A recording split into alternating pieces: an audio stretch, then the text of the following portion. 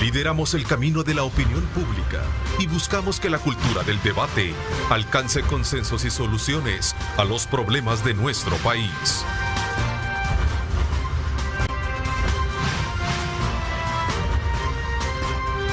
Diálogo con Ernesto López.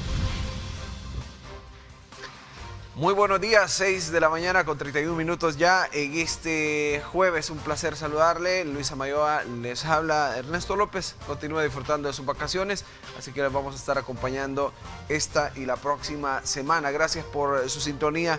Temas de mucho interés que vamos a abordar hoy. Economía, cómo nos va a afectar todo lo que está ocurriendo en el campo internacional, traducido a el bolsillo de los salvadoreños. Ese es uno de los temas importantes y para eso tenemos en la primera parte del programa a nuestro invitado, el economista Luis Membreño, que ya está con nosotros. Buenos días, qué gusto verlo, saludarlo ahora desde este estrado. Gracias, ¿no? Un placer estar con usted. Felicidades ahí por estar sustituyendo a Ernesto. Gracias. Buenos días. Hay temas de mucho interés, sin duda. Usted puede participar con nosotros en el programa a través de nuestras redes sociales. Siempre le pedimos que lo haga con el respeto debido y así vamos a enriquecer el debate, el diálogo con nuestros invitados. Ya estamos en directo en Facebook, nos encuentra como Diálogo con Ernesto López y también en Twitter, @diálogo21. Será interesante también conocer la perspectiva que ustedes tienen de la economía de nuestro país. Y justamente vamos a empezar a hablar de los combustibles y cómo han venido a afectar un alza nuevamente esta quincena. Ya sobrepasó los $4 en algunos casos y esto se traduce en una cadenita de incrementos. Sí, la verdad que estamos viendo un incremento de precios a nivel internacional bien significativo. En todo el mundo estamos observando cómo la inflación se ha disparado en Estados Unidos arriba del 5%, entre el 5,4% y el 5,3%. Estamos viendo en Europa también incrementos de precios arriba del 3% también. Y aquí en El Salvador pues también arriba del 5% ya. Entonces esto pues es un efecto bien grande sobre el bolsillo de la población, ¿no? Hay que mencionar sobre el tema de los combustibles que esto no tiene absolutamente nada que ver El Salvador porque son países productores que están aglutinados en la OPEP los que deciden el manejo de estos. Han tenido un incremento de más del 100% comparado con el año anterior, que estaba en un confinamiento total de la pandemia, y han ido en un crecimiento sostenido. Esto, como ahí estamos viendo en pantalla justamente el valor de los combustibles y cómo ha ido cambiando las tres gasolinas que tenemos en nuestro país, especial, regular y el diésel, que en el último año veníamos de $2.29, por ejemplo, en el caso del diésel, y ahora ya $3.65. Si lo vemos a nivel macro, el barril costaba cerca de $45 el año pasado y ahora ya está superando los 85. Esto en la cadena de valor, ¿cómo se ve afectado al final en el día a día en el salvadoreño, en el bolsillo? Bueno, la verdad que recuerde que aquí hay un efecto conjunto con los impuestos también, ¿verdad? Entonces tenemos un efecto internacional que no podemos combatir para nada, ¿verdad? Que es ese incremento de precios que usted menciona que se ha venido dando. Y por el otro lado tenemos el efecto de los impuestos que como en muchos casos son proporcionales. Entonces eso al IVA, valor por ejemplo, ¿verdad? Entonces eso hace que en la medida que sube el precio, sube el monto de impuestos en dólares, ¿verdad?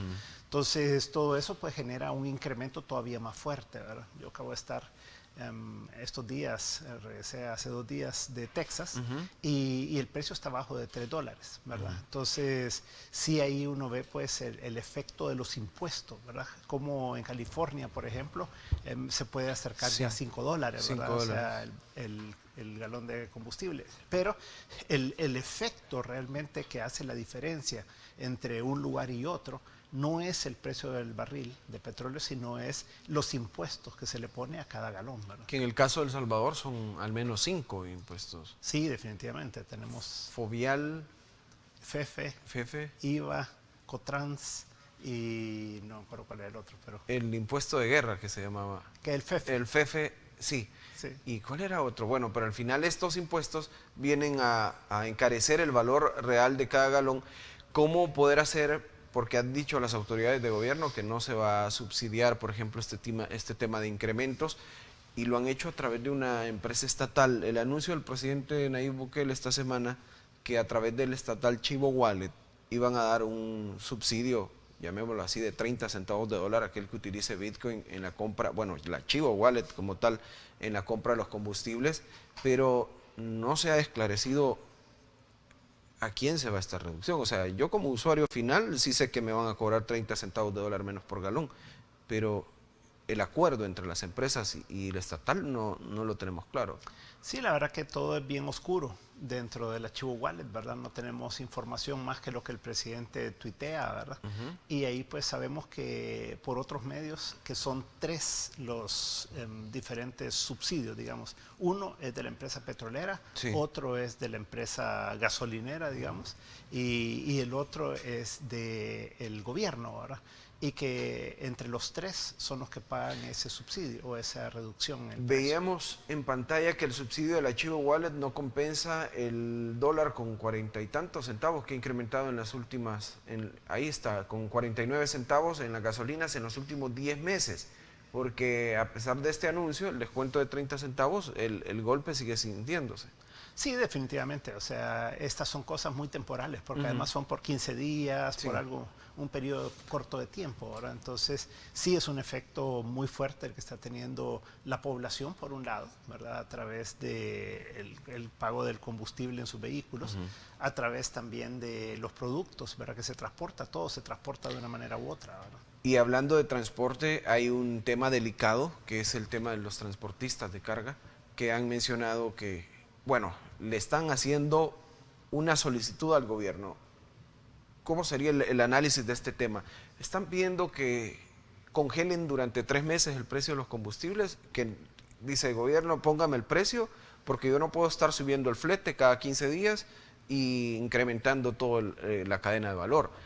¿Cómo se podría hacer estas regulaciones en torno a los precios y justamente para no estar viendo estas variaciones? Yo creo que es difícil, ¿verdad? Porque en el mundo los precios varían, ¿verdad? Entonces uno no se puede abstraer de eso, ¿verdad? Sino que simplemente los precios se tienen que ajustar hacia el alza cuando suben, hacia la baja cuando caen los precios, ¿verdad? Entonces creo que lo que el gobierno puede hacer es dejar de cobrar ciertos impuestos por cierto tiempo, ¿verdad? Entonces decir, por ejemplo, por 6 meses vamos a dejar de cobrar tal impuesto, ¿verdad? O tales impuestos. Entonces de esa manera sí se puede hacer una reducción que sea sostenible, que no implique un control de precios, ¿verdad? Que no distorsione toda la cadena de suministro tampoco, ¿verdad? Sino que simplemente es algo que el gobierno cobra en este momento que podría dejar de cobrarlo. Yo creo que sería mucho más transparente que ir a fijar precios. Ahora, por el otro lado, pues en la medida que esto siga subiendo, pues en esa medida tendrá que haber un efecto más importante y otras decisiones que tomar. Pues hemos visto, por ejemplo, ayer cayó el precio del barril de petróleo abajo de los $80. Había estado en 85, 83, sí. 84, ¿verdad? Ayer bajó. Puede ser que la próxima semana suba arriba de 85, ¿verdad? O sea, sí. Hay quienes prevén que para fin de año podría estar en cerca de $100 el barril, ¿verdad? Entonces, no sabemos realmente cuál es la tendencia que lleva, probablemente es hacia el alza, entonces habría que tomar esas medidas temporales que pueden ayudar al bolsillo de la ciudadanía. ¿Sería más sensible una reducción como esta de impuestos que...? Yo creo que sí, porque solo en impuestos estamos hablando de más de $1, ¿verdad? Que hay de incremento. Entonces, si se congelaran ciertos impuestos, digamos, por un periodo de tiempo, pues eso podría beneficiar realmente a la población, a la cadena de suministros, evitar que los precios de muchos productos suban, ¿verdad? Sí, la canasta básica ha tenido en las últimas semanas un incremento importante. Nuestros equipos de los noticieros de Grupo Megavisión han salido a los mercados a constatar esto, y en la misma Defensoría del Consumidor, comparando los precios que ellos establecen, ya hay una variación sensible, y la gente lo dice en las calles, en los mercados, que están buscando cómo hacer con el presupuesto familiar porque el incremento de ingresos no se ve. Si vemos esto a futuro, hay un problema que hay que ponerle atención, en el problema de suministros y toda la carga logística en el campo internacional. Ya se está previendo que para fin de año pueda incluso darse desabastos en algunos momentos. Acá en el país hay empresas que dicen que materia prima no ha llegado y ya lleva retrasos. ¿Cómo nos podría golpear esto? La verdad que es un problema mundial, ¿verdad? Estamos viendo puertos en China cerrados en algunos momentos por el tema del COVID. Ha habido un cierto rebrote del COVID en China en estos días también, entonces eso lleva a cierres de esa cadena de abastecimiento que inicia en China, ¿verdad? Por el otro lado también tenemos que en los puertos, en diferentes lugares del mundo, en Estados Unidos, en Gran Bretaña y aún en El Salvador, estamos viendo problemas de, por ejemplo, en Long Beach estamos viendo 70 barcos esperando en cola. Sí, ahí estamos viendo la cifra, al menos 200.000 contenedores flotando en estos puertos sin poder ser descargados. Exacto, entonces eso lo que hace es que retrasa la llegada de los productos al mercado. Y el problema es que, por ejemplo, en Estados Unidos ahorita tenemos que viene Thanksgiving y viene el Black Friday, ¿verdad? Y todo el mundo quiere tener los productos para ese día, ¿verdad? Quedan 3 semanas para eso. Por el otro lado tenemos que viene la temporada navideña en todo el mundo, ¿verdad? Y si no logran llegar los contenedores a tiempo a los diferentes mercados, pues lo que va a haber y está viendo es cierto desabasto, ¿verdad? Ya vemos ciertos anaqueles que están vacíos en diferentes lugares y todo, y eso pues es producto de ese desabastecimiento que hay en el mundo, ¿verdad? Y que no se prevé que se vaya a resolver en el corto plazo. Eso es independiente de que además los precios suben, ¿verdad? Sí. O sea, porque en la medida que hay un desabastecimiento, entonces, y la demanda se mantiene fuerte, la oferta es menor en este caso, los precios tienden a subir más. Y será un cierre de año, una Navidad un poco atípica, con artículos navideños, juguetes y demás, con algunos incrementos, y ya se ven desabastos también de ropa, de la que tenía prevista. Un empresario hace una solicitud, pide estos productos, pero no llegaron en los tiempos previstos, y ahí se va a dar este embudo que estamos viendo. ¿Cómo? Pero es que casi como que no podemos resolver esto, no le podemos hacer frente a esto. ¿Cómo los salvadoreños en casa, cómo en el presupuesto familiar se pueden prever para estas situaciones? La verdad que es un tema complejo, ¿verdad? Porque si uno tuviera el dinero disponible en cualquier momento, yo le diría, vaya y compre ya, ¿verdad? Sí. Si lo encuentra hoy en pero el supermercado, ahí entramos en malos balances. Claro, pero ahí es cuando la gente tiene que esperar el aguinaldo, ¿verdad? Tiene que esperar el momento en el que tenga los ingresos para poder ir y comprar, ¿verdad? Entonces, si el presupuesto fuera ilimitado de las personas, sería, si hoy ve el producto que quiere en un supermercado, en un mercado, en cualquier lugar, cómprelo, porque probablemente no va a haber más adelante, ¿verdad? Entonces, pero eso es parte de, ¿verdad? Es parte de esa, por un lado, escasez de productos, por el otro lado, momento en el que le llegan los ingresos a la población, ¿verdad? Y eso pues es parte de algo que no se puede controlar y por lo tanto va a tener un efecto importante en este fin de año en el bolsillo de todos los salvadoreños. Hablando de ingresos, ¿se ha visto el incremento al salario mínimo en El Salvador? ¿Se ve reflejado en la economía? Lo que pasa es que cuando hablamos del salario mínimo hablamos de un grupo muy pequeño. De privilegiados, llamémosle así, ¿verdad? Porque si uno considera que más o menos el 25% de la población nada más, de la población económicamente activa, tiene acceso al mercado formal, ¿verdad? O sea, que cotiza al Seguro Social, a las AFPs, de esos es alrededor de 200.000 personas, de casi 800.000, que tienen el salario mínimo, ¿verdad? Entonces, eso lleva a que pues es un grupo muy limitado de personas, tal vez sería cerca de un 6% del total de la población económicamente activa que tuvo acceso a ese incremento salarial, ¿verdad? Pero el efecto de ese incremento salarial es incrementos también en los precios de todos los productos que afecta al 100% de la población, ¿verdad? No solo al 25% que es del mercado formal, sino también al 75% de las personas que son del mercado informal y además la gran mayoría de personas que están dentro del mercado formal que no recibieron un incremento de sueldos. Entonces, sí es un problema porque el incremento de precios producto de ese incremento en el salario mínimo afecta a todo el mundo por igual, independientemente de que haya recibido un incremento de salario o no. Sí, porque muchos, y traía a colación este tema porque muchos, al menos acá en nuestro Facebook, están hablando de que los incrementos en toda la cadena de suministros no solo son en El Salvador, tenemos gente que nos está viendo en Canadá, en los Estados Unidos, y dicen, acá también se ven incrementos, pero otros contestan y dicen, la diferencia es que los salarios compensan ese incremento.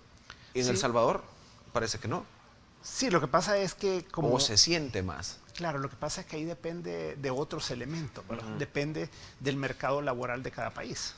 Como le decía, yo acabo de estar en Estados Unidos y lo que hay es una escasez de gente también. Sí. O sea, por ejemplo, personas capacitadas para hacer temas de construcción, digamos, o agrícolas, o electricistas, fontaneros, carpinteros, etcétera.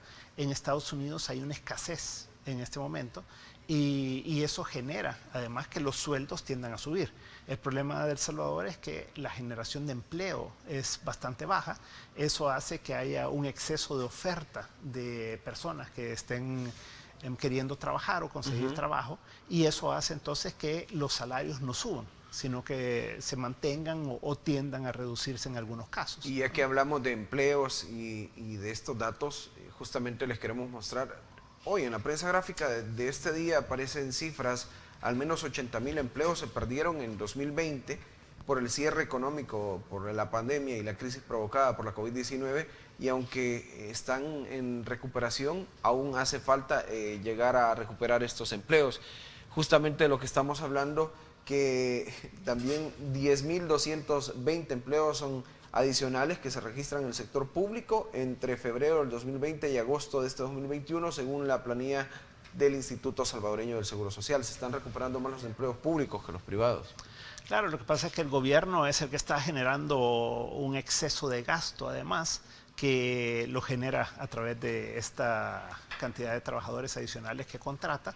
Eso hace que haya que generar más impuestos por parte del gobierno, ¿verdad?, para poder pagar todos estos salarios adicionales, y eso pues es una carga sobre la población. Entonces, el problema aquí es que se dice, se está recuperando los empleos del 2019, sí, pero nos olvidamos que en 2 años, o sea, el 2020 y el 2021, que ya casi termina, han entrado a la fuerza laboral 100,000 trabajadores. Y no es que en el 19 no hubiera desempleados. Entonces, si sumamos todos los desempleados que había en el 2019, más los 100,000 trabajadores jóvenes que han entrado a la fuerza laboral, estamos hablando de que por más que se recuperen lo que se había en el 2019, aún hay un déficit. Está el déficit que ya existía antes, más los 100,000 jóvenes que entraron a la fuerza laboral. Entonces, el problema es que no se trata de recuperar los empleos, como se plantea muchas veces, ¿verdad?, sino que en la necesidad de crear empleos de una manera fuerte para poder de esa manera entonces generar que los salarios tiendan a subir, porque solo cuando hay una mayor demanda de trabajadores, entonces es que los salarios pueden subir, porque las empresas pues se tienen que pelear a los trabajadores para poder de esa manera contratarlos, ¿verdad? Y eso es lo que vemos en los países en donde sí el mercado laboral está apretado, en el que el desempleo es muy bajo, y de esa manera entonces los salarios tienden a subir, ¿verdad? Y eso es lo que nos falta en el país. Sí, y hablamos ahora un poco más en lo macro, en la actividad económica del país, porque están augurando un buen cierre para este año, que todo traería, incluso el Fondo Monetario Internacional está diciendo que El Salvador puede llegar a crecer hasta un 9%. Si lo desglosamos, ¿qué significa un crecimiento del 9% para este 2021? Es lo mismo que acabamos de hablar del desempleo, ¿verdad? O sea, que decimos, es regresar al punto de 2019, ¿verdad? Entonces, el 2019, problema... y lo tomamos como base porque es previo a la pandemia, justamente es el último año que se puede medir. Exacto. Entonces, si en aquel momento teníamos como 27.500 millones de dólares, digamos, de Producto Interno Bruto, eso bajó como a 24.800. Entonces, estaríamos regresando más o menos a esos 27.500, ¿verdad? Pero entonces, ¿qué pasó en 2 años? Es como que no hubieran existido los 2 años, como que no hubiera existido el 2020 y el 21. Entonces, el año pasado cayó la economía, según las cifras oficiales, 8%. Hoy dicen que puede crecer hasta 9%. Yo creo que no va a ser 9%, pero va a crecer, digamos, que va a rebotar al nivel que teníamos antes de la pandemia. Y a subir un poquito. Tal vez pueda subir algo, ¿verdad? Pero al final son 2 años perdidos, ¿verdad? El año de la caída y el año de la recuperación de eso. Pero lo más importante es ver para adelante. Sí. Y es que nos dicen que para el 2022 la proyección que tiene el gobierno, que también lo ha confirmado el Fondo Monetario, es 2.4%. Sí, claro, es un crecimiento pírrico nuevamente. Bastante, o sea, volvemos mínimo. al mismo crecimiento que teníamos antes del 2020, ¿verdad? Entonces, el problema de El Salvador es que durante más de 20 años la economía ha crecido un promedio de 2%. Entonces, aquí el reto es cómo se hace para no volver al 2.4%, ¿verdad? Sino que cómo hacemos para que en realidad la economía pueda crecer al 4, al 5, al 6%. Y eso es a donde uno no encuentra aquellas políticas, ¿verdad?, que puedan hacer que la economía crezca más allá de un 2%. Por ejemplo, ya las autoridades prevén o ya están viendo el próximo año con el tema del presupuesto, el Ministerio de Hacienda prevé ingresos que superen al menos el 19% en el próximo año. ¿De qué otra forma puede conseguir un crecimiento en la economía de El Salvador? ¿De qué otra forma se puede hacer, no solo con tributos? Sí, el problema es que si usted lo ve desde el punto de vista de la familia, ¿verdad? Entonces, usted tiene que le van a cobrar más impuestos, Sí. porque el gobierno dice va a subir 19%, pero eso sale del bolsillo de cada uno de los ciudadanos, ¿verdad?, que pagan los impuestos. Entonces, eso quiere decir que los ciudadanos vamos a pagar más impuestos para mantener esa planilla más grande del gobierno, para mantener toda esa cantidad de gastos adicionales que está planteando el gobierno por... No discutamos si son deseables los incrementos de gasto o no, solo digamos que alguien lo tiene que pagar, ¿verdad? Y ese es el ciudadano. Entonces, si hay 19% de crecimiento y son casi $1.000 millones de incremento de impuestos el próximo año, eso lo va a pagar la ciudadanía. No las grandes empresas, no la gente más rica, sino todos los salvadoreños, ¿verdad? De una manera u otra lo terminamos pagando. Y por el otro lado tenemos que todo eso lleva a incrementos de precios, ¿verdad? Porque estos incrementos de precios que estamos hablando son producto de ese problema de crecimiento de precios internacionales, del incremento del salario mínimo en El Salvador, de la incertidumbre que trajo el Bitcoin, pero ahora le agregamos otro, ¿verdad? Y es estos incrementos de impuestos que va a haber el próximo año. Es obvio que la única forma de incrementar los ingresos de esa manera el gobierno en 19% va a ser porque van a crear nuevos impuestos, porque van a subir impuestos existentes, y de esa manera entonces quien va a pagar esto al final de la historia es el consumidor. O sea, todos los salvadoreños vamos a pagar más impuestos el próximo año, lo que le deja menos dinero al ciudadano en el bolsillo, porque el gobierno se lleva esa parte de los ingresos. Hablando de ingresos, también el gobierno es de la idea que la recuperación económica ha tenido también que ver con el manejo de la pandemia. La vacunación, dice, sigue acelerando también el tema de negocios. Esto se puede traducir como, ahí está, la vacunación y el apoyo a sectores que impulsan el crecimiento económico hasta el 9%, sostienen en las fuentes oficiales. ¿Esto se traduce en el campo laboral?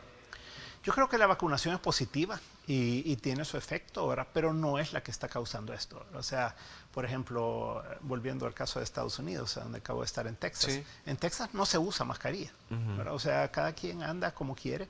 Eso es lo que sí dinamiza, ¿verdad? O sea, el sentido de que ya hay una cierta confianza de la población de que la vacunación ha funcionado, pero que además la ciudadanía no se está contagiando de muerte, ¿verdad? Sí hay contagios, sí obviamente va a estar ahí el virus por mucho tiempo. Entonces, la vacunación tiene un cierto efecto, pero yo diría que no es eso. O sea, al final de cuentas es cómo se vuelve a una normalidad que permita funcionar bien. Y por el otro lado son las políticas económicas. Las políticas que se siguen en los países son las que generan ese crecimiento. Estamos viendo pues en Estados Unidos, en Europa, en diferentes países del mundo, cómo la economía va creciendo, pero no solo crece y rebota este año, sino que lo mantiene al próximo año y los años siguientes. Entonces, ese es el tema aquí, ¿verdad? Aquí rebota un año, pero para compensar el año anterior, el 21 rebota para compensar el 20, pero el 22 volvemos a un crecimiento muy bajo. Y eso es lo que no permite que la ciudadanía, pues, y los salvadoreños puedan tener un mejor nivel de vida. Hablando de políticas económicas, llevamos 2 meses desde la implementación del Bitcoin en El Salvador como moneda de curso legal. Lo decía al inicio del programa, dolores de cabezas y aplausos, porque hay un sector grande de la población que lo está utilizando y que le ha dado un dinamismo a esta economía digital, digámoslo así, y hay otro sector que ha tenido muchos problemas con la implementación del Bitcoin. Hay proyecciones que esta moneda podría alcanzar a cierre de año hasta un crecimiento de $70,000 por criptomoneda. ¿Cómo ha venido a contribuir o a afectar la economía? salvadoreña? Pues por un lado afectado la incertidumbre, ¿verdad? No saber de qué se trataba, no saber Sí. cómo iba a ser implementado, si en realidad se iba a aplicar el artículo 7 de la ley que obliga a utilizarlo o no, ¿verdad? El miedo a lo nuevo también siempre está. Claro, entonces, pero al final de cuentas lo que uno debe comprender es que un cambio de moneda no genera crecimiento económico, ¿verdad? O sea, solo lo expresa de una manera diferente. No es que haya más dinero en la economía porque simplemente el Bitcoin, pues, o sea, como moneda de curso legal. Primero que es un criptoactivo, ¿verdad? Con mucha especulación, con mucha volatilidad, y eso hace pues que hay gente que le gusta y hay gente a la que no le gusta, Sí. ¿verdad? Lo bueno es que en la medida que esto sea optativo, ¿verdad? Que cada quien puede decir si lo usa o no, entonces llega como a su nivel de equilibrio, digamos, en el sentido de que son muy pocas personas las que hacen transacciones, ¿verdad? Yo he estado investigando en diferentes comercios y me dicen, a veces hacemos una transacción a la semana, a veces una transacción cada 2, 3 días, ¿verdad? Pero en realidad la gente no lo utiliza, ¿verdad? Entonces, ¿por qué? Porque aquí tenemos dólares. Si la gente está cómoda con el dólar, ¿por qué va a sustituirlo por algo que es tan volátil, ¿verdad? Un volátil que puede ganar o que puede perder, ¿verdad? Sí. Entonces, al final de cuentas, yo creo que si esto sigue igual que como va a tender a mantener un cierto nivel de operación muy bajo, el Bitcoin, pero la gente va a seguir operando en dólares, ¿verdad? Porque es una moneda estable, una moneda que les permite tener intercambios internacionales, permite importar, permite viajar, permite hacer muchas cosas que un criptoactivo como el Bitcoin no hace, ¿verdad? Entonces, yo creo que se ha desperdiciado tanto dinero, tanto esfuerzo, tanto tiempo en algo que no iba a venir a generar un dinamismo de la economía salvadoreña.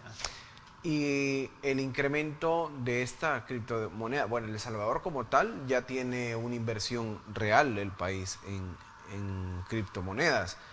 Hay una reserva, digámoslo de esta manera, que se ha comprado y ha obtenido algunos beneficios. Esta es la versión oficial, que con las ganancias incluso se está hablando ya de construir un hospital veterinario. De hecho ya se está construyendo ahí en Antiguo Cuscatlán. ¿Cómo El Salvador se puede beneficiar al menos de estas ganancias y cómo priorizar estos recursos? Pasa que eso es bien discutible, ¿verdad? Si en realidad ha habido ganancias o no. Porque yo recuerdo que cuando compraron esos bitcoins, inmediatamente los compraron el 6 de octubre, fue ver. Octubre. De septiembre entró, perdón, el 7 de septiembre entró en Entonces vigencia. los compraron el 6 de septiembre y el 7 se cayeron, ¿verdad? Entonces, y ahora dicen, bueno, en octubre, noviembre, a finales de octubre, noviembre rebotó y entonces hoy ganamos. Eso no es así. O sea, porque cuando usted los compra... Fueron varias compras, fueron 3 compras. Pero usted cuando lo compra, lo utiliza, no lo guarda. Entonces, ¿qué pasó? Lo utilizaron y perdieron. Y eso se perdió, no volvió, ¿verdad? Entonces ahora venir a decir que esos mismos vino la ahora ganaron. y luego se compraron Claro, pero más. es que fíjese que esto lo expresa uno bien claramente como en los bancos. En los bancos usted puede, de inversión por ejemplo, usted compra unos títulos para guardarlos o para transar. Sí. Aquí no se compraron los bitcoins para guardarlos, sino porque son moneda de curso legal para transarlos. Entonces, el 7 tiene que haber habido una cantidad de operaciones, el 8, el 9, el 10, el 11, el 12, y en esos días todo estuvo abajo del punto de compra. Sí. Por lo tanto, todo ese tiempo generó pérdidas. Ahora, después subió, pero hay todas esas pérdidas que compensar, ¿verdad? Entonces, venir a decir ahora que solo porque subió, entonces ya tenemos ganancias, no, porque entonces usted tuvo que comprar más caro. Después compraron a $50 y pico mil el Bitcoin, que compraron recientemente también. Entonces, eso subió y después bajó. Cerca de $65,000 ahora mismo. Estábamos viendo en pantalla y ayer estaba como 62.500, ¿verdad? Se prevé 61.800 está ahora mismo. Eso es. Ayer estaba 62.000. Ahora mismo hay una pérdida de un 1%. Exacto. Así es. Entonces, eso es lo que pasa, ¿ves? O sea, cuando usted está transando, usted ya no puede hablar de que en septiembre estaba y que ahora está a tal precio, sino que usted tiene que hablar cómo estuvo el día anterior, ¿verdad? Cómo estuvo la hora anterior, ¿verdad? Porque en mi caso y antes de que acá en El Salvador se hablara de bitcoins, había una inversión inicial y nunca la toqué, porque yo quería ver cómo funcionaba. Claro. Y ahí va. Claro. Ha ido en este y gana y vaivén. pierde, ¿verdad? Sí. Pero usted no puede decir que ya ganó. Pero porque no se movió. Claro. Bueno, vamos a ir a nuestra primera pausa comercial. Gracias a todos los que están participando en nuestras redes sociales, 7 de la mañana en punto. Volvemos en breve. Es momento de hacer una parada inteligente. Pasa por un Star Mart de Texaco. Texaco con Tecron. Libera tu potencial. Presenta. Y es momento de hacer una parada inteligente. Pase por un Smart de Texaco, un Smart Mart. Texaco con Tecron, libera tu potencial. Vemos en pantalla cómo se encuentra el tráfico en el Boulevard del Ejército. Los de la izquierda, los 4 carriles de la izquierda son los que vienen hacia el centro de San Salvador. Ahí ve usted los 3 de la izquierda van a la zona del Boulevard Venezuela con fuerte carga vehicular, y el carril central del Citrams hacia la Juan Pablo II, para que lo tome en cuenta. 7 de la mañana, 1 minuto. Así se mueve San Salvador a esta hora. Los del carril contrario, todos los de la derecha, hacia Soyapango, Ilopango o San Martín. Volvemos en breve. Esto es Diálogo 21. Es momento de hacer una parada inteligente. Pasa por un Star Mart de Texaco. Texaco con Tecron. Libera tu potencial. Presentó.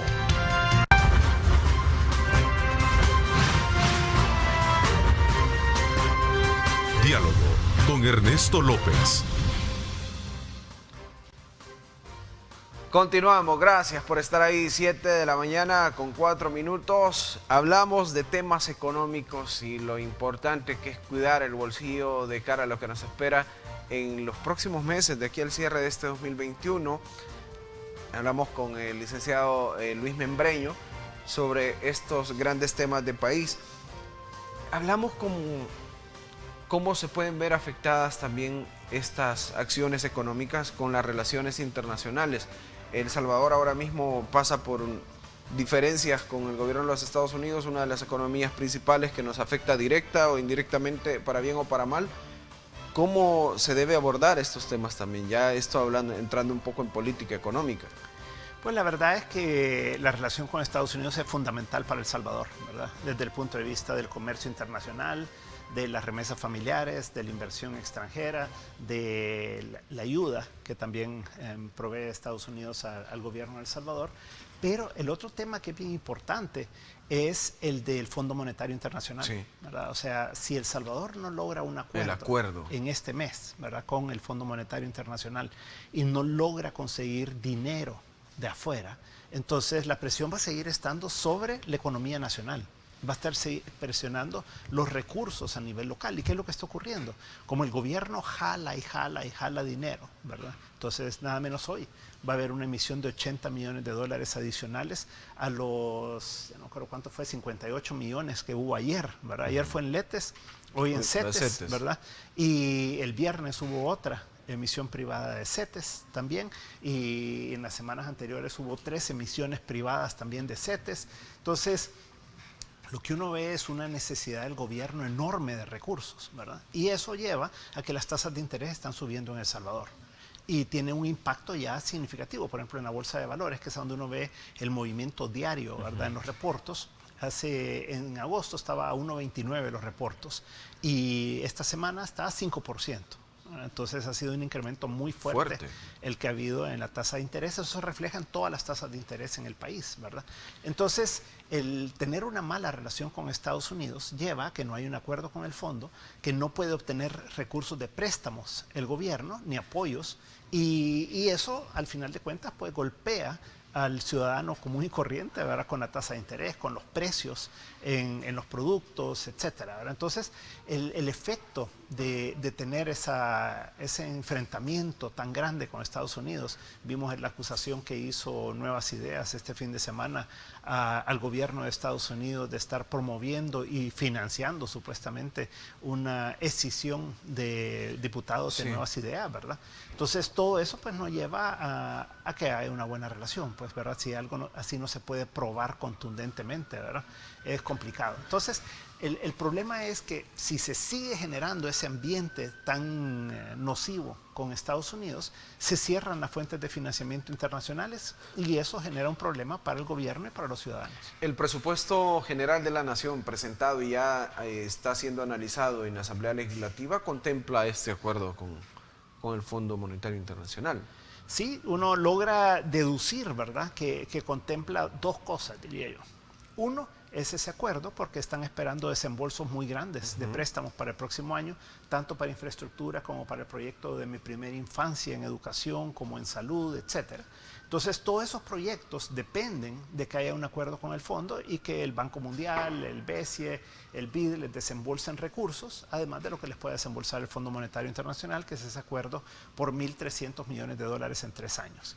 Y por el otro lado, tenemos que se logra ver que va a haber un incremento de impuestos, ¿verdad? Porque es la única forma que va a poder incrementar en 19% los ingresos del gobierno en este próximo año. Ahora bien, otro tema que traigo a colación y que ya lo están mencionando, que de hecho ya llevan retrasos en presentarlo, es una reforma al sistema de pensiones. Las pensiones han venido golpeando la economía pública, es un problema de muchos años que se ha venido parchando, y ahora el gobierno está prometiendo una solución real, una reforma integral, dice, al sistema de pensiones, que ha venido escuchando a diversos sectores y que por ello no se presentó 30 días después del 15 de septiembre, que es la promesa que había dicho el presidente, y que decidieron escuchar a las demás opiniones. Se ha hablado en primer momento de un incremento, de un cierre de pensiones del 70%.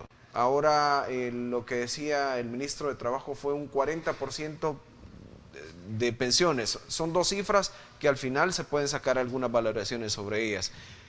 ¿Qué vendría a traer una reforma integral como esta? Yo creo que en todo este tiempo, aparte de ciertas cosas muy positivas que se han hecho en las reformas, por ejemplo en la del 2017, principalmente lo que ha imperado es el interés del gobierno de poder resolver un problema fiscal relacionado con pensiones. Y sumando a este tema, incluyen impuesto predial al patrimonio de las empresas en la propuesta de pensiones. Esto lo dijo recién el ministro de Trabajo. Correcto. Entonces ahí está, ¿verdad? Ese es el incremento de impuestos. Los impuestos que veníamos hablando. El impuesto predial es aquel al que tiene bienes, grandes bienes, que se le va a dar. Grandes o pequeños. Grandes o pequeños. Porque puede ser su casa, en lugares privilegiados, podemos decirlo así. Pero el predial es general. Ajá. El predial es para todo mundo con casas arriba de cierto valor. Cierto valor, o exacto. Propiedades, ¿verdad? Arriba de cierto valor. Pero entonces el problema que hay es que en la medida que el gobierno hace una reforma... Este impuesto no impacta a toda la población, solo aquel que tiene una capacidad de adquisitiva para estos bienes. El patrimonio no afecta a toda la población, pero sí afecta fuertemente a la clase media, ¿verdad? El impuesto predial sí afecta a muchísimas personas que tienen su terrenito, alta, que tienen su casa, que tienen su propiedad, porque al final es sobre propiedades, ¿verdad? Sí. Entonces sí depende del monto que le pongan de impuesto. Ahora, habrá que ver ese monto, será interesante ver el monto que pongan para ese impuesto porque predial. El tema de pensiones es que ahí, hasta el momento, se han tirado números a la loca, ¿verdad? De decir que va a ser el 70% del último sueldo, ahora usted menciona el 40%, sí. ¿Verdad? ¿De qué? Del promedio de los últimos 10 años o el último sueldo. Entonces, al final de cuentas es que no tienen claro qué es lo que van a hacer, ¿verdad? Porque no se ha hecho un estudio. Y para cualquier cosa que se vaya a hacer en pensiones hay que pensar a 70 años plazo. O sea, no se puede pensar actuarial a 1 año o 2 años. Los estudios actuariales son fundamentales, ¿verdad? Porque usted tiene que ver cuál va a ser el impacto. Un error en cálculo en el tema de pensiones le puede costar 5.000, 10.000 millones de dólares, ¿verdad? En valor presente en el periodo de tiempo, ¿verdad? Entonces, yo creo que lo importante aquí no es que discutan con un grupito de sindicatos afines, ¿verdad?, al gobierno lo que ellos quieren, porque ahí lo que se está viendo es el interés de las personas que ya se van a retirar, sino que cuando uno ve una reforma de pensiones tiene que ver a los jóvenes que acaban de entrar a la fuerza laboral, los que tienen 10, 20, 30 años de estar cotizando, como los que se quieren retirar hoy, ¿verdad? Se debe pensar en ampliar la capacidad de cotizantes para poder... Y que sea financiable, ¿verdad? Porque llevar al final más de recursos. Cuentas, lo que usted necesita es que en 70 años las personas reciban el mismo beneficio que usted les puede ofrecer hoy. A los que están, ¿verdad?, por jubilarse. No solamente a los de hoy y que los de mañana no tengan dinero para poder jubilarse, ¿verdad? Entonces, me parece muy positivo lo que decía el jefe de fracción de Nuevas Ideas el día de ayer, que lo consignaba el diario El Salvador. Sí, crear una comisión. Que decía crear una comisión. Especial. Ya se ha hecho con anterioridad, ¿verdad? La asamblea anterior lo hizo, pero no avanzó. Ojalá que hoy esta comisión se cree, que se tome el tiempo ahora para hacer la discusión y que se hagan los estudios actuariales sobre la base de la propuesta o las propuestas que se hagan, ¿verdad?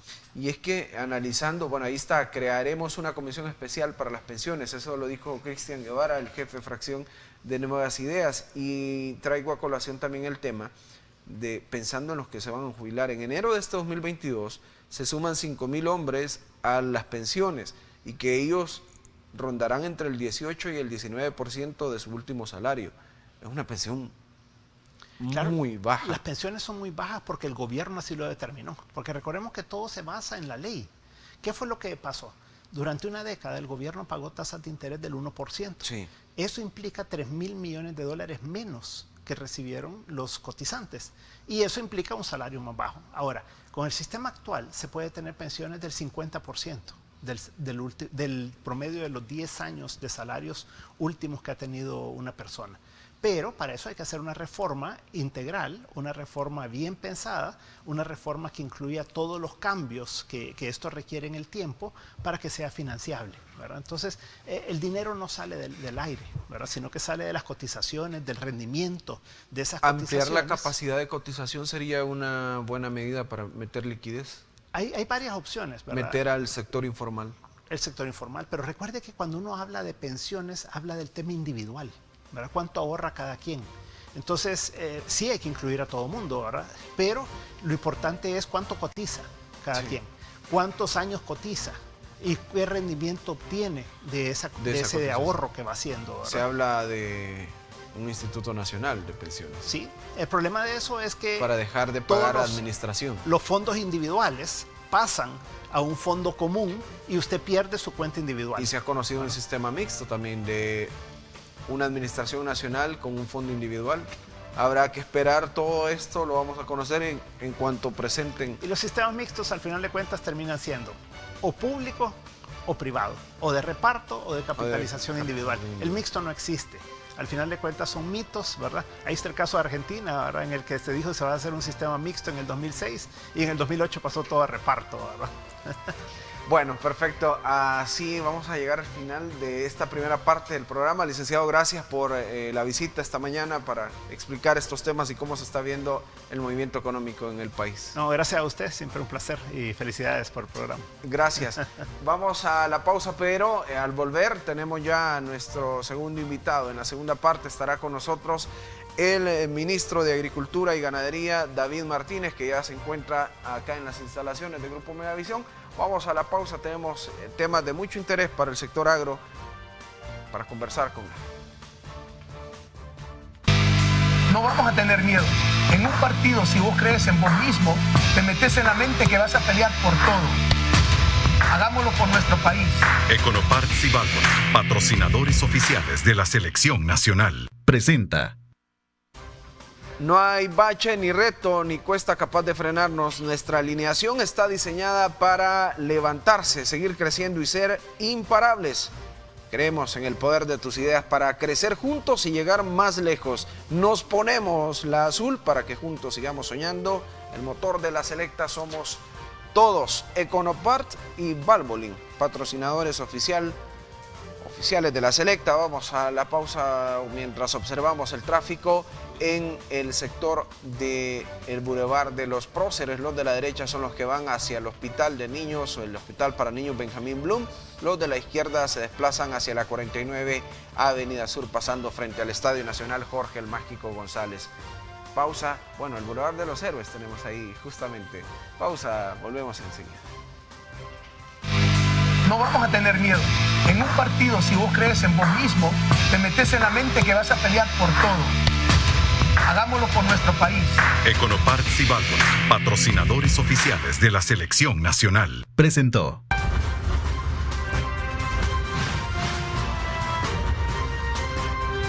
Diálogo con Ernesto López.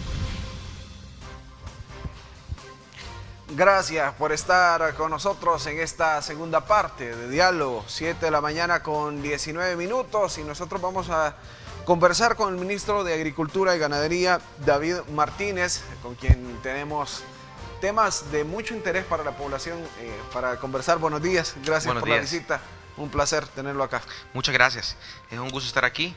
Vamos a estar platicando de diferentes temas, así que muchas gracias por la invitación. Sin duda, y vamos a iniciar hablando de algo reciente que acaban de hacer. Se ha presentado un proyecto, una campaña para proteger los bosques por todo el tema de incendios forestales.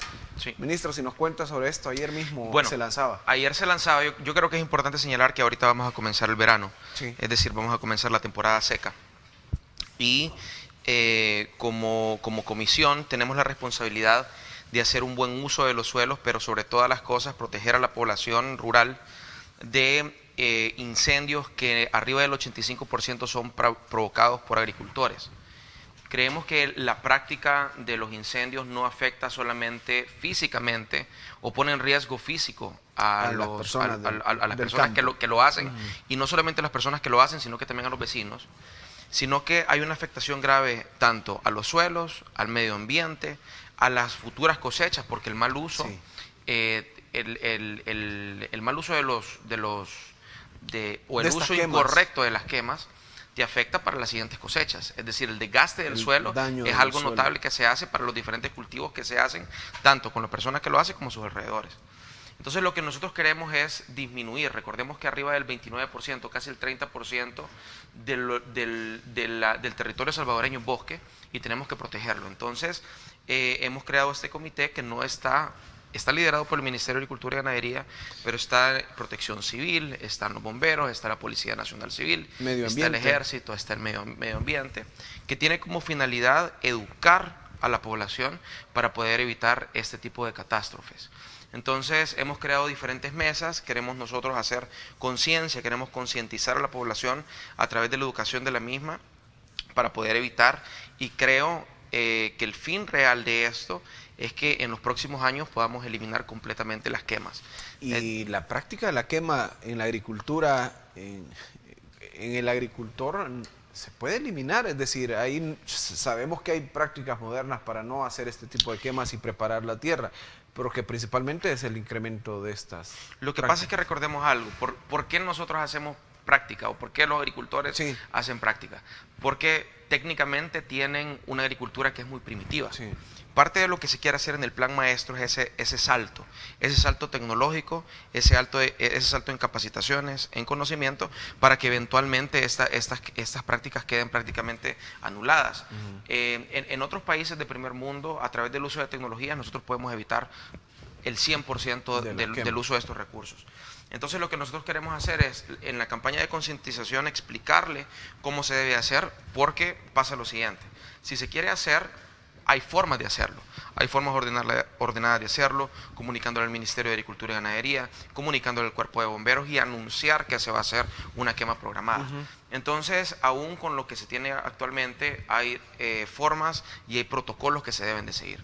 Pero creemos que el mismo programa eventualmente nos va a ayudar a erradicar el 100% de uso de este. ¿Será parte de las funciones de esta comisión juramentada, Comisión Nacional de Incendios para Forestales? Incendios Forestales? Claro, o sea, la misión principal es crear conciencia, pero también capacitar al agricultor principalmente, porque es el que usualmente hace mal uso de esto, para que no realice ese tipo de quemas. Pero también están los que queman basura, también están los que es en menor parte. que es en menor parte, pero existe. Quema de maleza. Exacto, recordemos que ahorita vamos con un tema de que ya los vientos de octubre entran en noviembre por el cambio climático, Sí. ¿verdad? Y una pequeña quema se puede convertir en un gran incendio. Entonces, creemos que el lanzamiento de este comité es responsabilidad del gobierno. Gracias a Dios que estamos trabajando de forma articulada, y también es importante señalar lo siguiente: los que hagan uso de estas técnicas sin control van a tener sanciones muy severas, Ok. y nosotros también estamos garantizando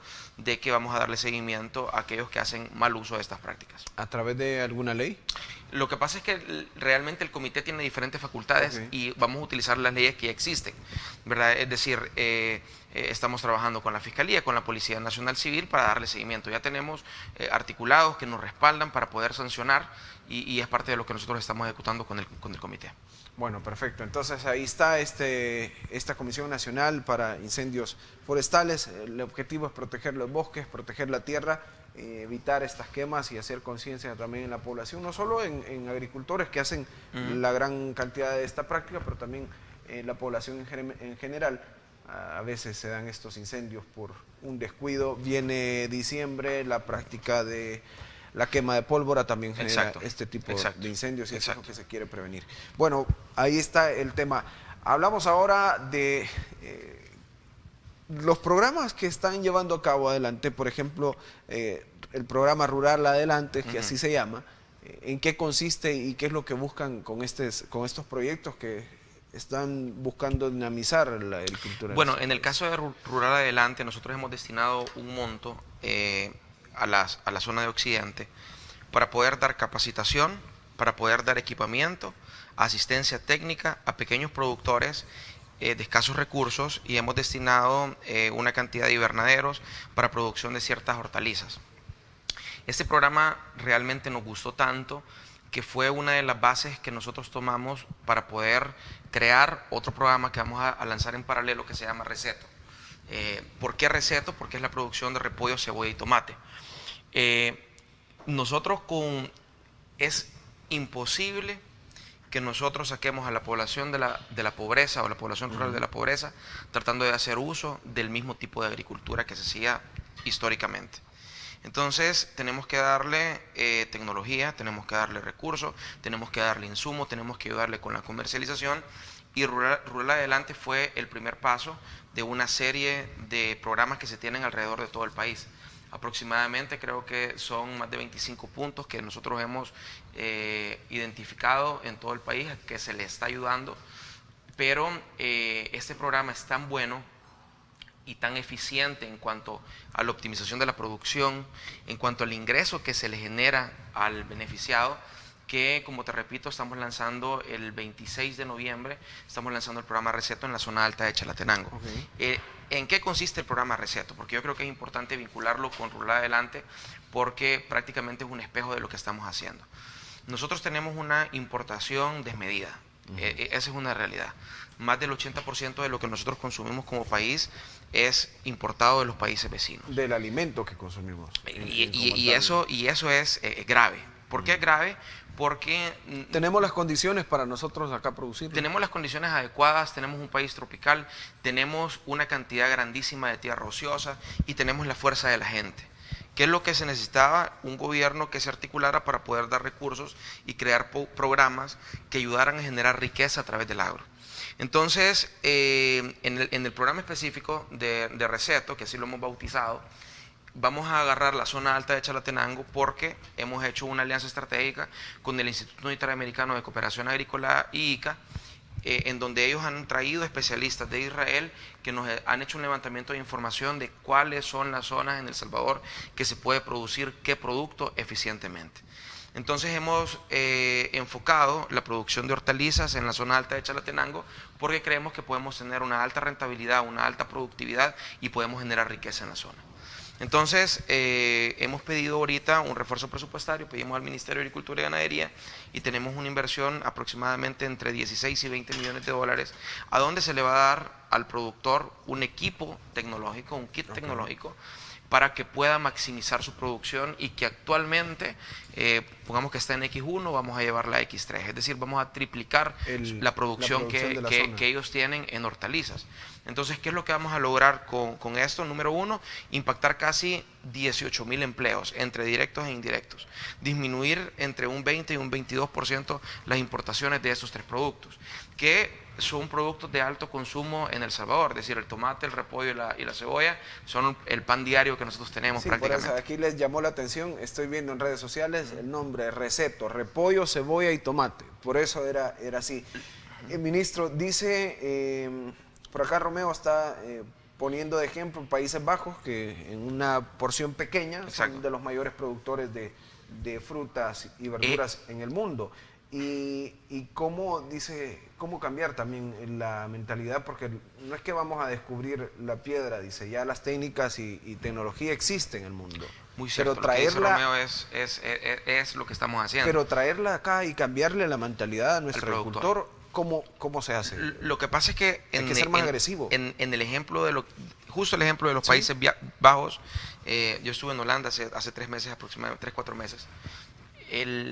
La riqueza que se puede generar a través del uso de tecnología en el sector agropecuario es el éxito del país. Es el segundo exportador más grande, 95 billones de dólares anuales en un territorio que es casi igual que El Salvador. Sí. Entonces, también está el ejemplo de Almería, que siempre lo pongo, una ciudad en España, que hace 40 años era un desierto y ahora igual es la productora de hortalizas más grande que hay de toda España. Creemos nosotros que igual no nos vamos a inventar la rueda, por eso es que nos hacemos o nos respaldamos por los que ya conocen. De los que ya están implementando. En el caso del IICA está en toda la región, ellos son coejecutores del proyecto. Han traído un equipo de israelíes que nos están ayudando a levantar la información y decir qué usar, qué tecnología usar, qué fertilizante usar, cómo disminuir la estructura de costo, cómo optimizar la gente que se va a utilizar para el cultivo, para la cosecha, cómo optimizar las cadenas de comercialización, que es uno de los factores más importantes. Es decir, todo el ecosistema agrícola se tiene que cambiar en base al uso de tecnología. Entonces, en el caso de este programa en específico, consideramos que no se trata solamente de disminuir las importaciones, porque yo creo que ese es un punto importante, porque dicen, miren, ¿saben qué? El programa del Plan Maestro de Rescate Agropecuario tiene como finalidad la disminución de las importaciones, pero no necesariamente. Lo que nosotros queremos es llevar y generar producción a las zonas rurales, independientemente sea para venta local, para exportación. Lo que queremos es llevar la riqueza a ese sector que ha sido tan marginado y olvidado históricamente. ¿Un plazo en tiempo de que esto se puede llevar a cabo? No, yo estoy inaugurando el programa el 26 de noviembre. O sea, este programa lo venimos trabajando desde hace 5 meses. Para ver resultados. ¿Verdad? Para ver resultados. Una vez inaugurado, la cosecha. Comenzamos a armar infraestructura, empezamos a generar los empleos y de 3-4 meses ya vamos a empezar a tener cosecha. Perfecto, venimos hablando sobre eso y también vamos a hablar de la ganadería. Ayer ganaderos se reunieron allá en el sector bajo del río Lempa, han denunciado competencia desleal por el ingreso de muchos productos desde Nicaragua, una práctica que no es de hoy, que es de muchos años y que ellos ya están urgiendo una solución a las autoridades, en este caso a usted. Vamos a ir a una breve pausa. Al volver vamos a hablar de la ganadería también.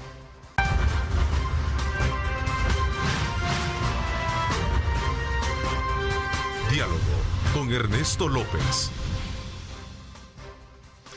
Bueno, continuamos. Esto es Diálogo y estamos conversando con el ministro de Agricultura y Ganadería, el señor David Martínez. Más de 18,000 ganaderos, estos datos lo daban ayer, han vendido sus vacas por importaciones de Nicaragua, que es uno de los principales problemas que ellos aquejan. 1.3 millones de litros de leche diario es el equivalente a los productos de lácteos que entran desde Nicaragua a nuestro país, es lo que estaban asegurando. Ministro, la situación de la ganadería en nuestro país, ellos están golpeados y dicen, ayúdennos por favor. Este fue el llamado de ayer. Nosotros estamos conscientes y yo quisiera ponerte, Luis, en el contexto de qué se heredó. Heredamos una estructura a donde uno de los sectores más golpeados es todo el sector agropecuario, no solamente ganadería. Es decir, el modelo de las importaciones hace que nuestro productor no sea competitivo. Okay. Te pongo el ejemplo de lo que te estaba diciendo. Sí. ¿Qué pasa con los productores de hortaliza? Pasa con los productores de hortaliza que tienen una estructura de costos muy baja, que no tienen una economía de escala que les ayude a ser competitivos. Sacan su producto, un producto que probablemente es de buena calidad, van a plaza y los mercados vecinos saturan la plaza y eso hace que el precio de venta sea mucho menor incluso del precio de costo que tiene el productor actual. En el caso de los productores de hortalizas. En el caso de los ganaderos, tienen unas desventajas competitivas que son muy estructurales. Yo te ponía en la pausa el ejemplo. Si nosotros tenemos un productor que saca queso de El Salvador, calidad A, y dice, bueno, yo voy a exportar este producto a Costa Rica porque hay un buen mercado. Y porque considero que mi queso es Y porque considero que mi queso es excelente. Para entrar a Costa Rica tenés que pagar un IVA, pero adicional de pagar el IVA, tenés que pagar un 17%, porque así se negoció los tratados regionales. Así quedan los convenios. Pero los productores de Costa Rica sí pueden traer a El Salvador tasa cero sus importaciones.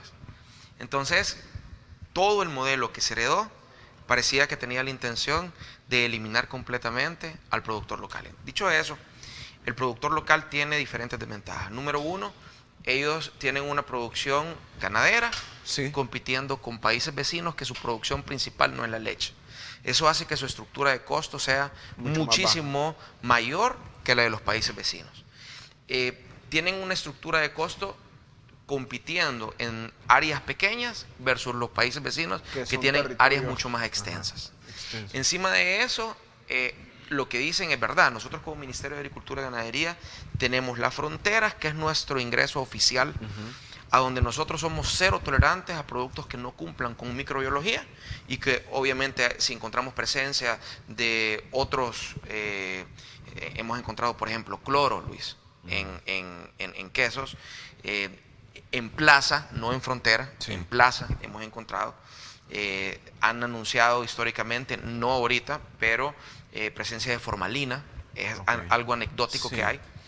Productos que no entran formalmente, sino que entran por punto ciego. Punto ciego, que Entonces, existen. como gobierno, nosotros lo que hemos creado es una estrategia de cero tolerancia en frontera, que es lo que ingresa oficialmente, pero estamos trabajando con el Ministerio de Defensa, la Policía Nacional Civil, para poder darle trazabilidad a estos productos que ingresan, que hacen competencia desleal. Recién acabamos de ver el comando Sunpul del ejército con un cargamento decomiso importante. Claro, se hizo el decomiso la semana pasada y nosotros estamos aceleradamente trabajando en estrategias para ver cómo carnetizamos a nuestro productor local, Sí. al importador oficial, para que en plaza exista únicamente lo que estos dos puedan ofrecer o puedan ofertar. Ok. Entonces, ¿qué vamos a hacer con el resto?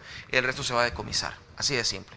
Porque si no hay una trazabilidad, eso quiere decir que ese producto ingresó por punto ciego y que no hay garantía de que cumpla con la microbiología, pero no solamente eso, ese producto está ingresando sin pago de impuestos. Entonces, pone en Una desventaja, es una desventaja real notable. al productor nacional. Entonces ahorita yo comienzo, y lo anuncié, yo comienzo una gira la próxima semana para empezar a visitar todas las zonas y empezar a crear soluciones. ¿Que vamos a crear una solución única? No. Es decir, tenemos que crear una solución conjunta desde el que produce hasta el que comercializa. Y pasa lo siguiente, Luis. Tenemos a los productores pequeños que dicen, miren, ¿saben qué? No nos están comprando la leche o le están comprando a un precio súper barato. Tenemos a los que son los que procesan, a los que compran la leche y dicen, ¿sabes qué, ministro? Tenemos un problema. No hay leche en El Salvador. No hay leche en El Salvador. Entonces ahorita yo me veo extremadamente limitado porque no hay leche en El Salvador. Entonces tenemos los que dicen que no se les compra la leche o se les compra mal y tenemos los que dicen que no hay leche en El Salvador. Entonces hay un problema porque cuando dicen que no hay leche es porque el pequeño productor quizás no tiene las tecnologías o no cumple con los estándares del comprador. La capacidad instalada para poder llevar ese producto al... Entonces lo que nosotros estamos creando ahorita, vamos a crear una línea de crédito especial para poder tecnificar.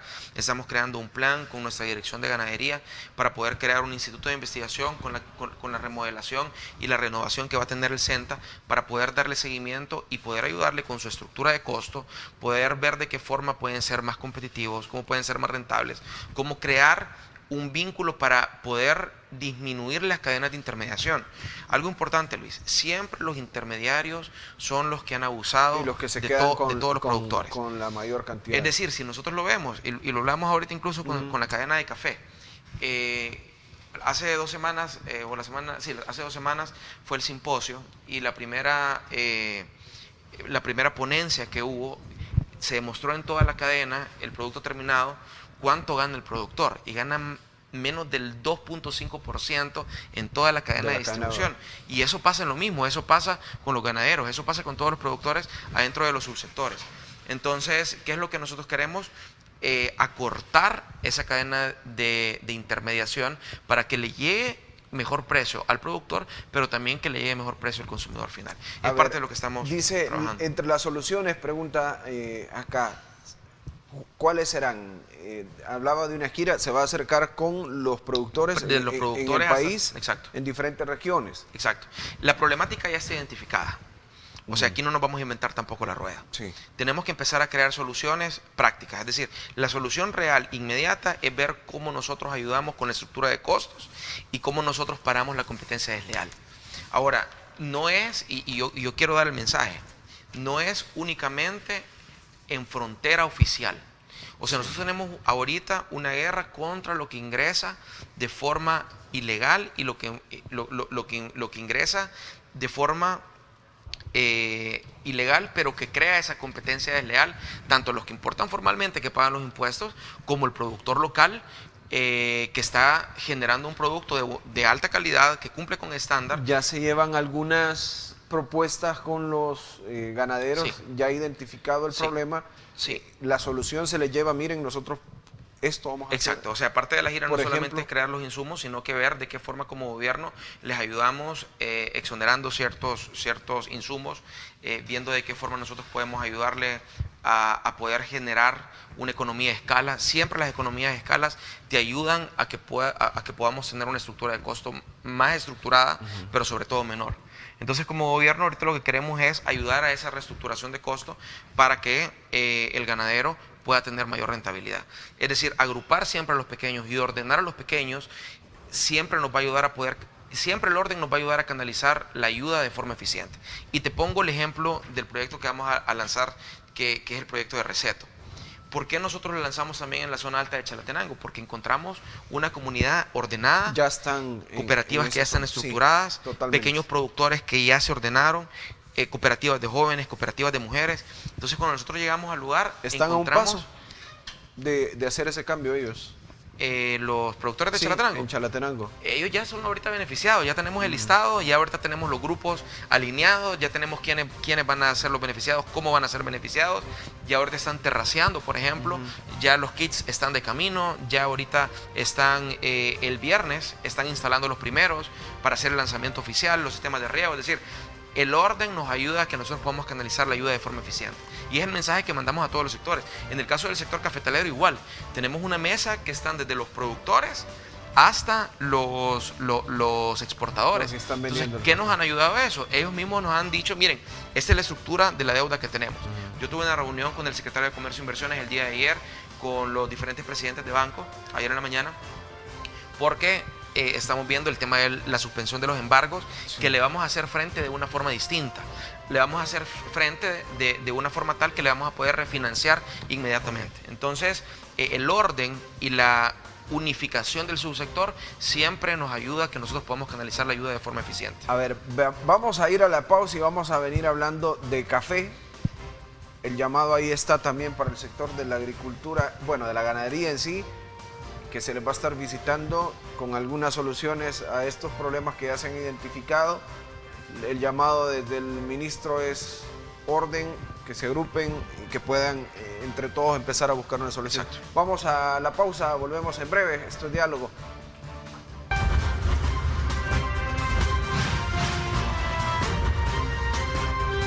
Diálogo con Ernesto López.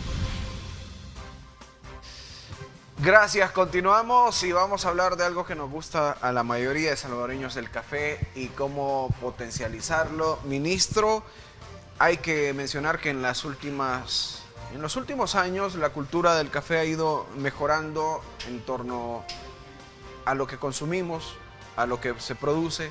Se han venido unas nuevas técnicas, pero también sigue siendo golpeado el sector del productor, el que tiene Claro. una pequeña finquita, el Exacto. que tiene una mediana, siempre se va a ver afectado el Claro, producto.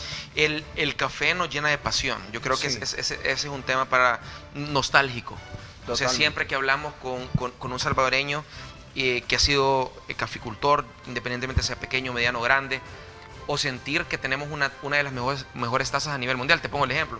Estamos en Expo Dubai ahorita. Sí, y me marcaron el viernes los que están encargados de Proeza allá y me dicen, David, mira, se acabó en un mes lo que teníamos planificado que iba a durar 4 meses. El producto que viene. El producto que se había mandado, ¿verdad? Se han cerrado negociaciones. Cuando han probado la taza salvadoreña dicen, es increíble que no conocíamos que en El Salvador existía este tipo de café. Y tenemos una de las mejores tasas a nivel mundial, no porque lo digo yo, Sí. lo dicen los certámenes de excelencia. Tenemos una cultura arraigada al tema de café. Pero ¿qué pasa? Se descuidó. Algo que no solamente tenés que verlo, Luis, desde el punto de vista ingreso económico, sino que la importancia en generación de empleos, o sea, el impacto social que tiene el café es grandísimo. La generación hídrica es importante en todos los servicios ambientales que genera. La captación de carbono, es decir, literalmente el café genera el agua para el resto de cultivos y nos puede dar una solución a la problemática hídrica que puede potencialmente haber. Y que ya está instalado, el parque cafetalero ya está y solo... Exacto. Hay que repotenciar, o sea, parte de lo que hay, está el Plan Maestro de Rescate Agropecuario, adentro del Plan Maestro de Rescate Agropecuario está el rescate del sector cafetalero. ¿Cuál es el fin? Renovar completamente 50.000 manzanas y poder reactivar las 150.000 restantes. Pero no ha habido un orden, o sea, uno de los compromisos que nosotros teníamos cuando llegamos al Ministerio de Agricultura y Ganadería, número 1, es lanzar una política cafetalera. Tenemos una política agropecuaria, pero tenemos una política cafetalera que nos ayuda a hacer una línea de trabajo para los próximos 20 años. Incluso la política agropecuaria, ahorita estamos en revisiones porque le hemos cambiado un poco el giro y vamos a hacer un relanzamiento de la misma. ¿Por qué? Porque la agricultura no la puedes ver en corto plazo, o sea, la tenés que ver a largo plazo. Entonces, parte de la política cafetalera que se creó es la creación del Instituto Salvadoreño de Café, que ahorita ya junto a la Asamblea Legislativa, la Comisión Agropecuaria la ha revisado y yo creería que la próxima semana pasa. Es una deuda, o sea, lo que tenemos ahí es una deuda. ¿Qué pasó? El cafetalero tuvo el problema de la roya, que era el equivalente, Luis, a decir que teníamos un problema de COVID sin un Ministerio de Salud. Sí. Entonces el caficultor tuvo el problema de la roya sin un instituto de café que le dijera qué hacer, cómo generar investigación, cómo prever. Hablamos de esta propuesta del Ministerio de Agricultura de crear el Instituto de Investigación del Café. ¿Qué busca este instituto? Bueno, número 1, el instituto por ley es el encargado de generar investigación, seguimiento, control y ayudar a darle un valor agregado al producto que se va a comercializar. El caficultor, o sea, tendría en teoría que tener un lugar a donde llega y dice, miren, este es mi análisis de suelo, estas es mis hojas, me le ha caído este problema, quiero saber qué hacer, me pueden llegar a hacer una visita de campo, cómo nosotros podemos generar nuevas variedades que sean resistentes a la roya, que tengan una buena tasa, que sean adaptadas a la altura. Es decir, el caficultor no ha tenido esa herramienta, pero los países vecinos sí, y eso es lo que duele. O sea, nosotros vamos a Guatemala, están a café. Nosotros vamos a Costa Rica, hay un instituto de café. Vamos a Honduras, que antes no producía café, nosotros éramos los productores número 1 en la región. Ahora Honduras tiene casi 10 millones de quintales y nosotros menos de 1 millón de quintales, 750.000 quintales. Entonces, todos esos instrumentos que el sector cafetalero fue perdiendo en el tiempo, nosotros ahorita estamos reconstruyendo lo que históricamente se tendría que haber hecho para no dejar morir el sector. Entonces, cuando ves la noticia de crear un nuevo instituto, es algo que estamos trabajando junto a la Comisión Agropecuaria de la Asamblea Legislativa para poder darle vida. Y ahorita estamos en revisión final, ya tenemos el presupuesto listo y esperaría estar poniendo la primera piedra este mes de noviembre. Hay una premisa de los salvadoreños, y Iris me la ha hecho recordar, dice, lástima que el mejor café que se produce acá en el país es prioridad para la exportación y nos dejan prácticamente el bagazo, dice, o como es lo que a lo que tenemos acceso, no al grano de oro. ¿Es cierto esto? Iris, yo quisiera con todo respeto decirte que no es así. Porque esto lo decimos los salvadoreños en general. Y te explico por qué. Lamentablemente nosotros como país también estamos importando café, lo cual es lamentable. Lo que se produce en El Salvador, el 100% de producción de El Salvador no es bagazo porque no tenemos variedad de bagazo. Es decir, nosotros tenemos arábicas, tenemos pacamara, tenemos borbón, tenemos diferentes variedades que aunque sean de Bajío, Luis, aunque sean de Bajío es una buena tasa, o aunque sean de altura media es buena tasa. Lo que sí no es de buena tasa es lo que se importa. Eso es lo que los robustas que se importan, o otras calidades que se están importando, de cafés importados, no es buena tasa. Pero Iris, en el caso de que vayas, por ejemplo, a la Ruta de las Flores, y nosotros decimos vamos a hacer un domingo de turismo interno, y me voy a la Ruta de las Flores, y voy a una pequeña cafetería de Ruta de las Flores. Esa cafetería te está dando un café de altura que se produce en la zona, que es lo que hablábamos en el corte, que si ese café lo vas a probar a Europa, esa misma taza, allá te va a costar $30, $45 la taza, y aquí nosotros todos tenemos acceso. Lo que pasa es que no conocemos a dónde. Tenemos 6 cordilleras, que en las 6 cordilleras, y otro ejemplo, si vas a Ruta Panorámica, o sea, si vas a la Ruta Panorámica, todo el café que te venden prácticamente los restaurantes de la Ruta Panorámica son cultivados y generados en la zona. Y esos tienen calificación muchas veces de 8.7, 9.1. Son excelentes cafés. Entonces nosotros como salvadoreños sí tenemos acceso y también es una invitación a que consumamos lo nuestro, que vayamos y que el pequeño productor que está en la Ruta de las Flores, en la zona panorámica, compremos de ese café, porque ese café es riquísimo, tiene una buena calificación, tiene un excelente sabor y está al acceso de todos los salvadoreños. Bueno, ahí está también la gente preguntando, entonces en el tema de café, ¿van a llegar al productor? ¿Van a llegar a solucionar esto? Porque se queda en la cadena de valor la ganancia. Nosotros adentro del Plan Maestro de Rescate Agropecuario, puntualmente, el plan de rescate al sector cafetalero, hay diferentes acciones. Número 1, debemos de transparentar la cadena. Eso es fundamental. Tú tenés 5 manzanas, el Instituto de Café va a llegar, te va a hacer un análisis de las 5 manzanas y qué calidad tú tenés. Y te va a decir, Luis, tenés tus 5 manzanas, tenés una calificación de 8.7. Por tanto, no puedes vender tu café a un precio menor del de 8.7 que esto. Entonces, eso te va a ayudar a ti que conozcas qué es lo que tenés. Muchas veces el productor no sabe lo que tiene. Entonces, le vamos a ayudar con créditos y eso nos va a ayudar a que la producción transparente sea de mayor rentabilidad para el pequeño productor. Creo que, y no solamente en café, Luis, pasa también en ganadería y pasa en cada uno de los subsectores. El propósito del Ministerio de Agricultura y Ganadería y el fin de todas las acciones es poder maximizar la rentabilidad del pequeño productor. Porque no puede ser que el productor tenga el mayor riesgo, el que va a perder, pero el que menos va a rentabilizar. O sea, cuando al final financieramente es al revés. Y a mayor riesgo ha estado pasando en toda la cadena. A mayor riesgo, mayor rentabilidad. Y no puede ser que la rentabilidad nunca llegue al productor. Así que tenemos un compromiso como gobierno, como Ministerio de Agricultura y Ganadería, de poder llevarle esa rentabilidad y acercar los mercados al productor. ¿Hay algunas reformas que se van a hacer? Ministro, preguntan por qué ha afectado, por ejemplo, la reforma agraria. ¿No afectó la eficiencia del cafetalero, dice? Por tamaños limitados al final. La reforma agraria se tenía que haber hecho, pero se hizo pésimamente mal. ¿Por qué? Porque no se tecnificó al productor, no se le ayudó a que se convierta en empresario. Y el ejemplo que te estaba poniendo en Almería. En Almería el pequeño productor se encarga de producir eficientemente. Por ejemplo, una hectárea en Almería, un pequeño productor que tiene una hectárea, te rinde entre 100.000 a 150.000 euros. Eso es generar riqueza. Pero ellos se especializan en producir y las cooperativas se especializan en comercializar. Entonces, ¿qué pasa? El productor solamente le entrega a las cooperativas y la cooperativa es la que comercializa y que ayuda a mejorar la rentabilidad del productor. Entonces, las reformas que nosotros estamos haciendo, los cambios estructurales, es ayudando a través de la tecnología, a través de financiamiento, a través de asistencia técnica, ayudarle al productor a que mejore sus condiciones de producción. Pero a la par, estamos viendo de qué forma le ayudamos a comercializar eficientemente. Como ministerio, estamos creando un departamento de inteligencia agropecuaria, que lo lanzamos también el 26 junto al programa de Receto, a donde va a ser un punto focal que el productor va a poder llegar y le vamos a ayudar desde qué producir, cómo producir, hasta cómo comercializar y en qué puntos comercializar para maximizar su rentabilidad. Perfecto, ministro. Así llegamos al final del programa. Gracias por la participación, gracias por la visita.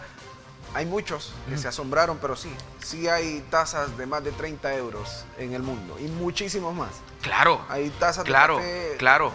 Es más, ahorita el embajador de Marruecos me estaba mandando un video había un coffee shop y ahí estaba el café de El Salvador. Yo creo que una taza valía como, 19 euros aproximadamente. Entonces, tenemos que sentirnos orgullosos de lo que tenemos y sí, hay tasas carísimas. Lo que pasa es que no le ha llegado la rentabilidad al productor. Perfecto, muchas gracias, ministro, y a usted también gracias por participar, por ser también de los que aportan insumos para mejorar el diálogo. Lo invitamos a que se quede pendiente de toda la programación de los canales de Grupo Megavisión. Que tenga un feliz día. Mañana lo esperamos con más. Lideramos el camino de la opinión pública y buscamos que la cultura del debate alcance consensos y soluciones a los problemas de nuestro país.